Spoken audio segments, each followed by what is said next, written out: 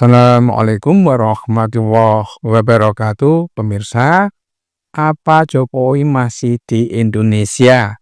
Ini pertanyaan yang kini menarik dengan melihat situasi pasca rusuh 25 Agustus sampai awal September, di mana Jokowi gak pernah nongol sama sekali, gak pernah menjawab pertanyaan-pertanyaan terkait kudeta dan lain sebagainya. Juga menarik dengan menyimak situasi yang terjadi di Nepal hari-hari ini, pemirsa. Jadi orang-orang yang terkenal karena korupsinya, flexing, pamer, istrinya pamer perhiasan nilainya nggak ketulungan banyaknya, ditawur sama rakyatnya sendiri, ya, itu Perdana Menteri, wakil, termasuk Menteri Ekonomi ditendang, dipukulin. Ada menteri-menteri dan pejabat diceburin ke kali, ya kan? Dan rumah pejabat, termasuk Perdana Menteri itu dibakar habis oleh Gen Z. Satu generasi yang tampaknya cara berpikirnya jauh lebih independen, lebih kritis untuk melihat negara ini. Jadi ketika mereka melihat generasi tua, goblok, serakah, ya kan, mencuri uang rakyat, sudah nggak ada ampun, ya, ditawur semua mereka ini. Nah, yang aneh pemirsa, ya, ini pertanyaan dari Dr. Tifa itu, apakah Jokowi sudah tidak di Indonesia? Wah, ini pertanyaan yang mengundang tanda tanya, pertanyaan yang banyak melahirkan pertanyaan lagi, ya kan? Apakah benar seperti itu? Ya, kalau dilihat dari keadaan rumah di Solonya kan masih banyak nih orang berdatangan ke sana. Tetapi segitu banyaknya orang berkerumun setiap hari, memang Jokowi tidak pernah nampak, sekedar nongol deh. Ya, mulai tanggal 25 Agustus itu, ya. Apakah Jokowi ketakutan kalau dia nongol kemudian ditawur kayak yang terjadi di Nepal? Ya, enggak tahu juga. Yang agak ngeri itu kalau misalnya rumah, ya, rumahnya Jokowi, ini katanya para netizen itu Nepal tuh banyak belajar dari Indonesia. Dan dengan keberanian Nepal, mungkin demonstran Indonesia akan memburu semua pejabat yang menjadi bajingan. Ya, pejabat-pejabat yang menjadi bajingan, yang mengkhawatirkan kalau bakar rumahnya. Kenapa begitu? Ya, itu kan bajingan-bajingan ini kan banyak menyimpan uang cash di rumah. Yang kalau mau ngapain-ngapain digeledah dulu gitu ya. Jangan langsung dibakar gitu kan, nggak bagus kan. Diambil uangnya atau tangkap dulu para pejabat yang sudah bajingan, yang sudah nggak normal hidupnya. Ya, itu kemudian mana uang yang kamu taruh itu?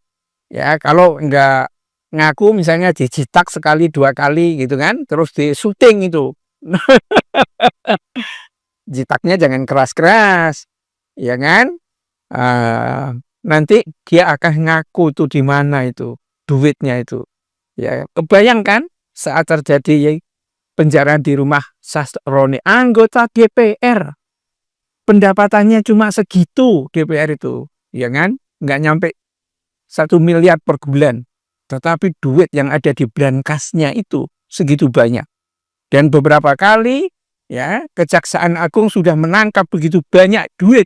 Sampai ada yang dijajarkan itu 2 triliun rupiah dari merampok uang negara.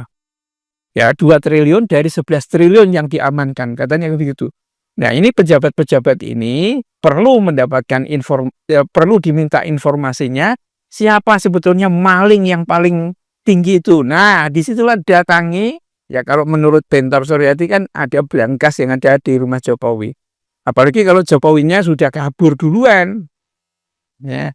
Nah, ini enggak tahu persisnya kenapa, tapi memang tidak pernah muncul. Coba Termul tuh minta saja kepada Jokowi, kalau memang Jokowi itu masih ada, suruh nampakkan diri dan memberikan tanggapan berkenaan dengan rusuh 25 Agustus. Ya.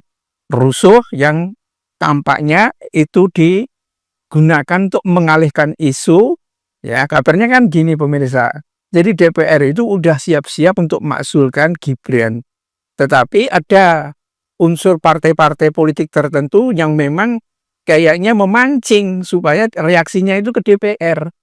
Ya, itu partai-partai yang dulu setia kepada Jokowi itu. Ada PAN, ada siapa, macam-macam lah. Artis-artis itu kan influencer semua itu. Nah, di situ kelihatan sebetulnya, ya.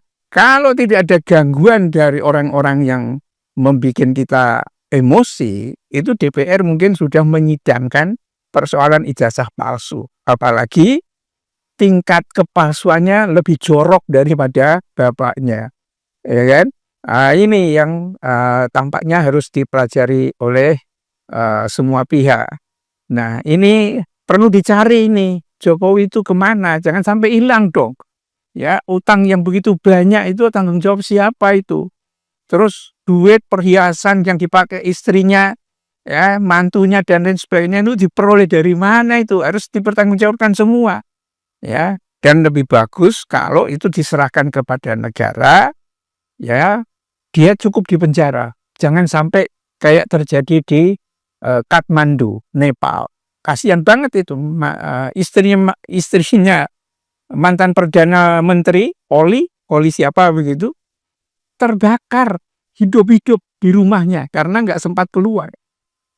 Kan ngeri itu, ya kan? Kita jangan sampai seperti itulah, ya. Dan ini saya kira yang menjadi bajingan-bajingan pejabat yang mencuri uang rakyat, udah pada ngaku aja, kembalikan uang itu pada rakyat, ya, dan rakyat mungkin akan bisa memaafkan. Paling hanya di penjara saja, ya, pejabat-pejabat ini. Karena maling tuh tidak mungkin bisa menebus kesalahannya total.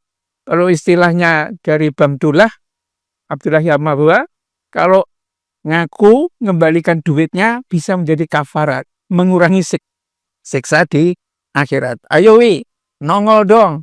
Masa kabur? Katanya nggak ada yang ditakuti. Takut sama rakyat ya. Billahi taufiq wal hidayah. Assalamualaikum warahmatullahi wabarakatuh.